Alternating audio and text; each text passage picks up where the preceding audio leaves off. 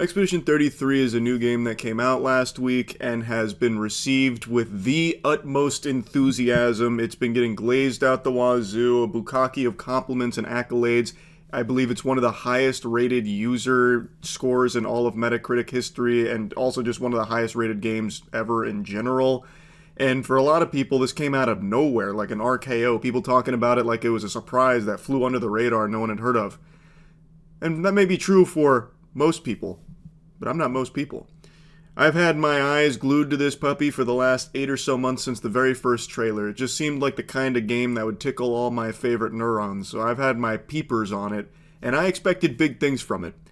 And it blew all of my expectations out of the water. This game deserves all of the hype and all of the success that it's receiving and more. Whatever you're expecting from all of the headlines, you get more.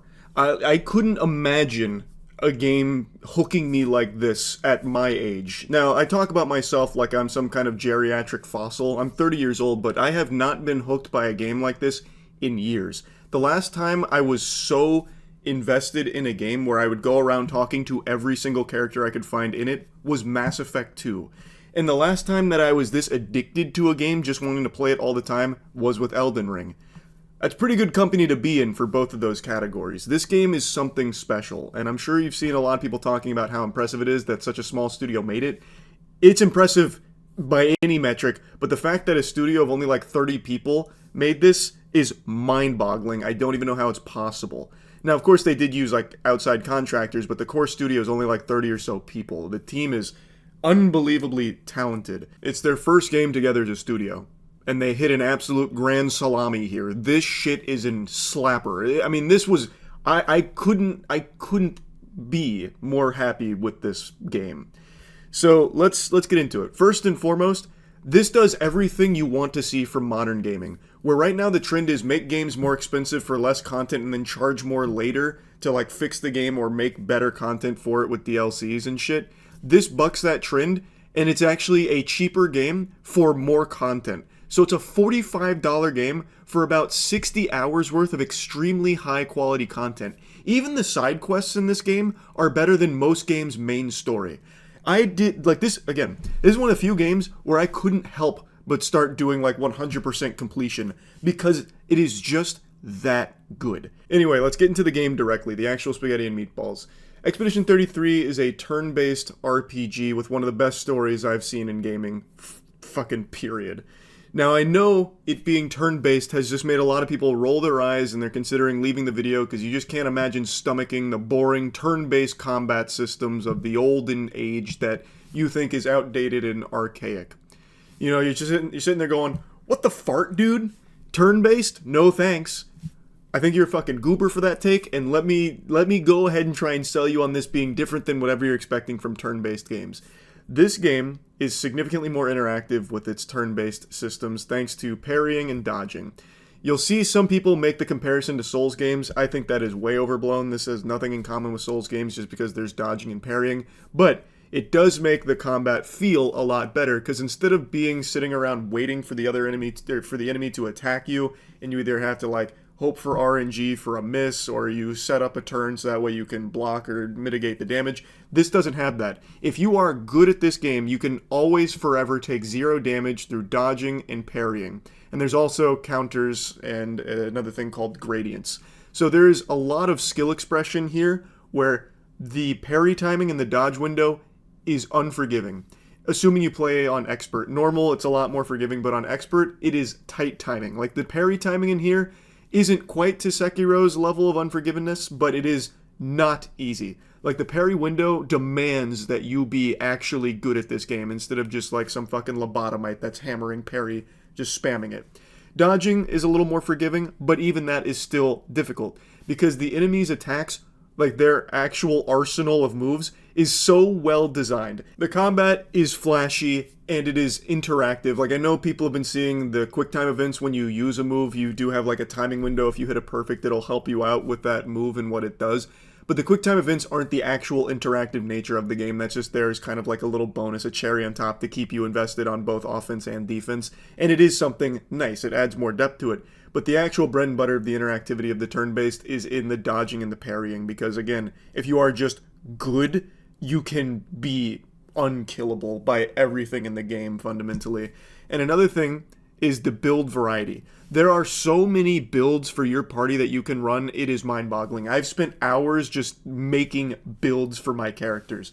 So you build through things called Pictos. So you can unlock skills, sure, but the main bread and butter of a build is the Pictos, which are these cards that you'll pick up throughout the world or through fights that'll do things like crit on burn. So if you burn an enemy, you'll get like an increased percentage chance of critting, or it'll do like completely game-changing things. Like there's a really fun synergy with something called auto death, where if you equip that Picto, your character will instantly die. But then there's another Picto called second chance, which will instantly revive them. And then there's buffs you can give your whole team if a character dies. So what you do is you put auto death on a character that gives out all of these buffs to your party, and then that character revives and just everyone's got these buffs and now everyone's super fucking strong. There's just so much creativity to the builds here, and it changes from character to character with what you want to do for them. There's also a free aim mechanic with all of your characters where you can turn it into a third-person shooter for the cost of AP, where you can target weak spots on the enemies, or I even made an entire build around free aim for one of my characters where he was just chunking like a fucking Gatling gun, where he's recharging his AP thanks to the Pictos I put on there. So I'm just constantly shooting over and over and over again, just stacking up millions of damage. Like, I just love how much flexibility there is with builds in this game. I was hitting over 100 million damage by the end, just through so many different Pictos and combinations of skills. It was just actually super fun to engage with this system in a meaningful way. Like, there's so much min-maxing here and just so much meat on its bones. So I really think this is the best turn-based system. For like in this genre, I really think this is the absolute cream of the crop. So for people that don't like turn-based, I think you're doing yourself a disservice by just writing this one off because of that. This is an experience that I really think will resonate with anyone who gives it a chance. It is just a beautiful story, and it is one of the most visually impressive games I've ever seen. The art design, like the direction, oh my god, it is fucking cinema.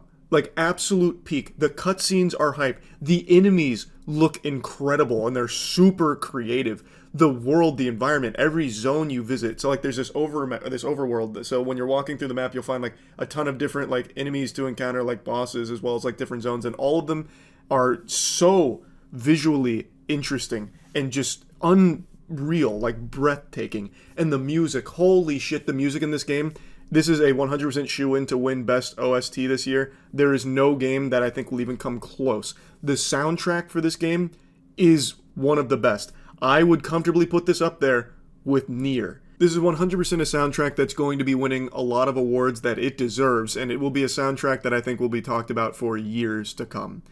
Now, I want to give you like the overview of the story without any spoilers, because I really don't want to even drop like the tiniest breadcrumb of a spoiler here. So in a nutshell, the story takes place in a world where people live in a place called Lumiere, and there is a giant monolith with a giant creature, the Paintress, sitting in front of it, and every year she paints a number on that monolith. After a year, that number gets erased and everyone of that age dies, and every year the number gets lower. So if you've got your thinking caps on, you'll recognize that there's a certain amount of time left for these inhabitants of this world to survive. So they go on these expeditions to try and kill the Paintress so she stops painting those numbers and having everyone of that age just evaporating. It's gone on for many, many years, and no one's successfully been able to kill her, so the society starts to just accept that this is a way of life, so people live under the assumption that they only get to spend a handful of years with their kids because they're dying at the age of like 34, 35. They're just getting fucking snapped out of existence because of the Paintress painting that number on the monolith. We follow Expedition 33, our main character being Gustav, as we venture out to try and kill the Paintress. Everyone on the expedition only has a year left for the most part, and they want to put a stop to this cycle so that way people can finally live.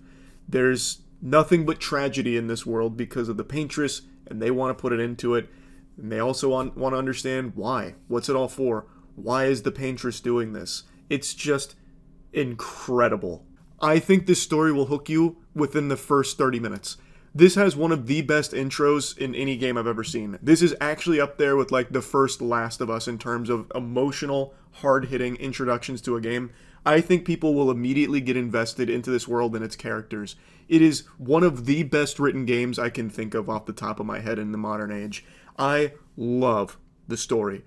It doesn't have any cheesy cliche writing. Characters aren't just super quippy for the sake of like these really silly jokes. Like, yes, there's some comedic moments here, but they're few and far between, so when the comedy is there, it actually hits. This is finally a game that doesn't just follow the same formula of writing that everything else does, where it's just all so safe and Weenie Hut Jr. This is a game that's not afraid to be dark. It's not afraid to be a slow burn and build-up of tension and anxiety and mystery. It doesn't just fucking vomit out everything about its world immediately and all of its exposition. It is totally fine to let you wait 20, 23, 25 hours before you finally get most of the pieces of the puzzle to this mystery and this world that you're in. And it feels so good when you do finally get that information. And as it builds up to it, it keeps feeding you these tiddlywinks, so you start coming up with your own theories on what's going on and what it all means. It is so good. The writing in this game is superb. Absolutely extraordinary stuff. None of the characters are unlikable. There is not a single character in this game that I didn't love. There is pretty much nothing I dislike in this game. I had early complaints about like the movement being a little clunky, but the game seems to lead into that in a way that it actually kind of complements it. So the movement is almost identical to Only Up. And I mean that genuinely. Like the sprinting and the jumping is pretty much one-to-one. They even have little side quests where you do Only Up courses at these places called gestural beaches, and you get rewards for completing the Only Up minigames. So it seems like they knew that, leaned into it, and the way the world is designed, like the map's actually set up, I don't think it's ever like a detriment that the movement isn't super clean. Like, it does feel a little janky with the movement, but because of the way they've designed all the maps, it works. So, like, by the mid-game, I no longer had that complaint because everything felt fine with it. It wasn't, like, inhibiting my enjoyment of exploring or anything. Like, I do think there is definitely a way they could have cleaned up the movement, but again, it's not even really a complaint because they were able to utilize it well, and I had a lot of fun with the Only Up components. I also really did have a problem early on with the subtitles always having a blur on them. I really wish I could have turned that off. I don't know why. That was just a little pet peeve of mine, having blurs on subtitles. Well, the subtitles aren't blurred, but like the background on subtitles blurring the things around it. I don't know. I just don't really like that all that much, but obviously that's like the smallest possible complaint you could ever have for something. The only other thing that wasn't like perfect was the lip syncing. The lip syncing was not amazing at points. I think during all the cutscenes it was totally fine and great, but during like a lot of the side stuff you'd notice the lip syncing wasn't always matching, which again, super tiny complaint.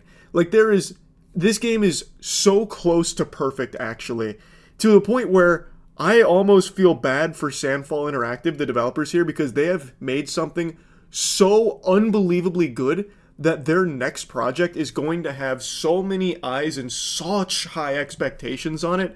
I really don't know how you can even top a game like this. I have a lot of faith in this team now because of how good this game is, but man, it is a daunting task to have something this good as your first project. Like, there's so little to improve on. It really is that close to just being the perfect turn-based RPG experience. I love this game.